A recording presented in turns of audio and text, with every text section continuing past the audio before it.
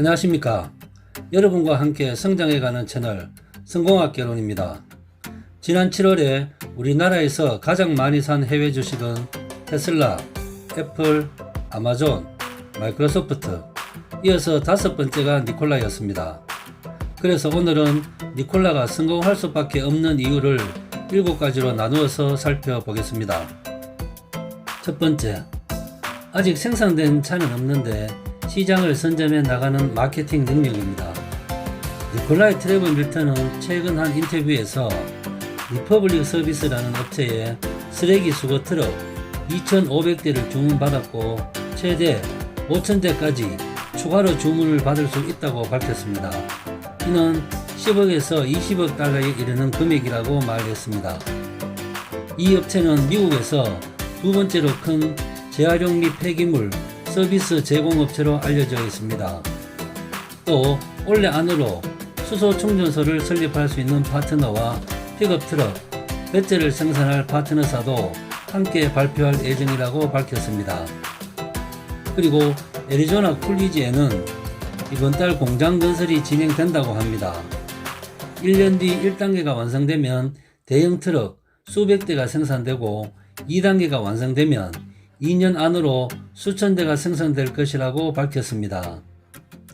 지난 6월에 상장 당시에는 수소 대형 트럭 14,000대를 선주문 받기도 했었습니다.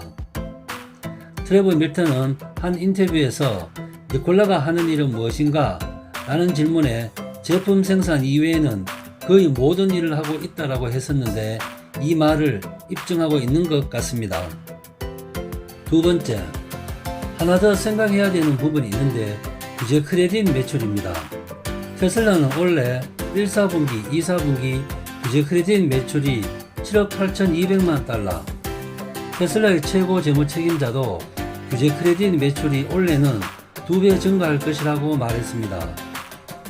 미국의 캘리포니아는 무탄소 배출 차량 판매 비중을 2025년까지 3%에서 8%로 비중을 상향할 것이라고 말씀드린 적 있습니다. 지금까지는 경쟁 상대가 없었기 때문에 테슬라가 독점을 했습니다. 그러나 내년부터 니콜라이 전기차 픽업 트럭이 판매가 됩니다. 이제 규제 크레딧 매출은 독점을 할 수가 없다는 점이 니콜라에게는 장점이고 테슬라에게는 단점입니다. 세 번째, 테슬라와는 또 다른 비즈니스 모델입니다. 테슬라는 전기차 생산에서 판매까지 하드웨어 부분, 소프트웨어 부분, A에서 Z까지 모두 다 하고 있습니다. 니콜라는 트레버 밀턴의 말대로 제품 생산은 파트너들이 모두 하고 있고 나머지 모두는 니콜라에서 하는 비즈니스 모델입니다. 좁은 의미로는 협업이라 할 수 있지만 넓은 의미로는 자기가 전문적으로 잘하는 부분을 공유해서 모두 함께 새로운 혁신을 만들어가는 공유의 경제라는 생각을 해 봅니다. 네 번째, 거대한 미국 물류시장인데 현재까지는 경쟁자가 없다는 점입니다. 테슬라가 경쟁 상대이기는 하지만 테슬라는 순수 전기차 분야의 경쟁력을 가지고 있습니다. 테슬라의 일론 머스크는 인터뷰에서 수소차는 멍청하다 라고 조롱할 만큼 수소차를 디스하고 있습니다. 순수 전기차는 승용차에, 수소차는 트럭, 버스와 같은 대형 상용차에 적합하다는 것은 팩트가 되어가고 있습니다. 표에서 보시는 것처럼 40톤 대형 트럭을 비교해 보겠습니다.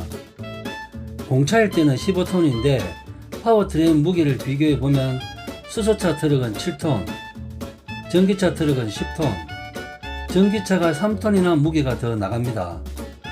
그래서 100km 이상 거리를 주행을 하게 되면 전기차 트럭이 훨씬 비용이 많이 듭니다.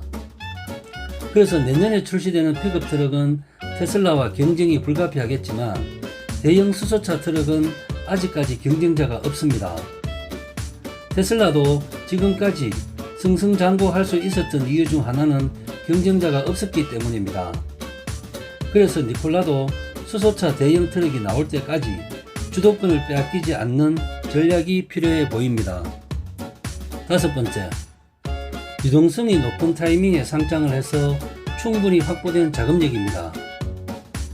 니콜라 트래블 밀턴은 지난 인터뷰에서 이렇게 말을 했습니다.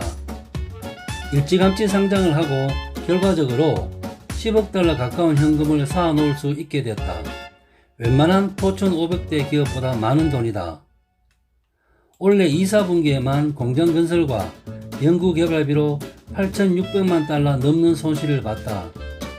지금처럼 현금을 쓴다고 해도 앞으로 2년은 괜찮을 것이다 라고 말을 했습니다. 그리고 두고 봐라. 남들은 돈을 허공에 뿌렸지만 우리는 정말 필요한 곳에 썼다. 남들은 안 돼도 우리는 성공할 것이다 라면서 자신감을 보이기도 했습니다. 6번째, 승용차가 아니라 상용차이기 때문에 협업이 가능하다는 것입니다.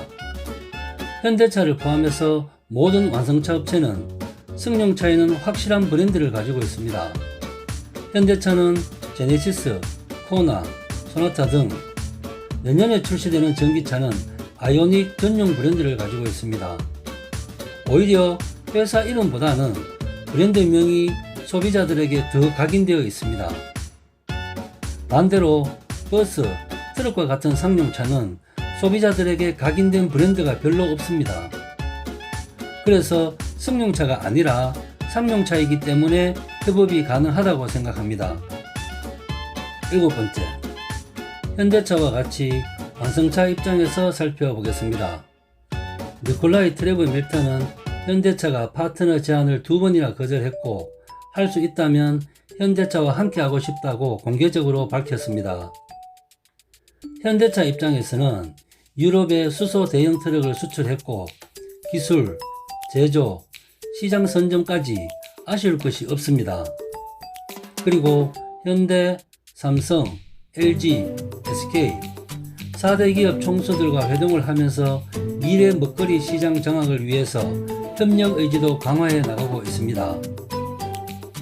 친환경차 생태계 구축을 위해서 지구촌에서 가장 경쟁력 있는 국가 중 하나가 우리나라이기 때문에 현대차 입장에서는 아쉬울 것도 급할 것도 없습니다. 다만 유럽 시장 다음으로 공략해야 할 거대한 미국 물류 시장에 선제적으로 진입할 수 있는 기회는 분명해 보입니다. 그러나 니콜라의 하청업체로 보여진다면 자존심의 문제도 있는 것 같고 일본의 파나소닉과 테슬라가 요즘 사이가 안 좋은 것처럼 후에 발생할 수도 있는 문제도 생각해야 되고 무엇보다 협약 내용이 중요할 것 같습니다. 그래서 현대차는 협업을 하기 위해서는 검토할 것이 많다고 이야기를 한 것 같기도 합니다. 이상 니콜라의 성공 가능성에 대해서 알아봤습니다. 여러분과 함께 성장해가는 채널 성공학개론 오늘의 핫 포인트입니다.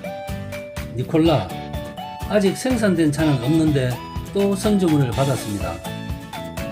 협업과 공유라는 새로운 비즈니스 모델을 선보이고 있는 트래블 밀턴. 혁신 성장하는 새로운 기업으로 승승장구하기를 기대해 봅니다. 이상 마치겠습니다. 감사합니다.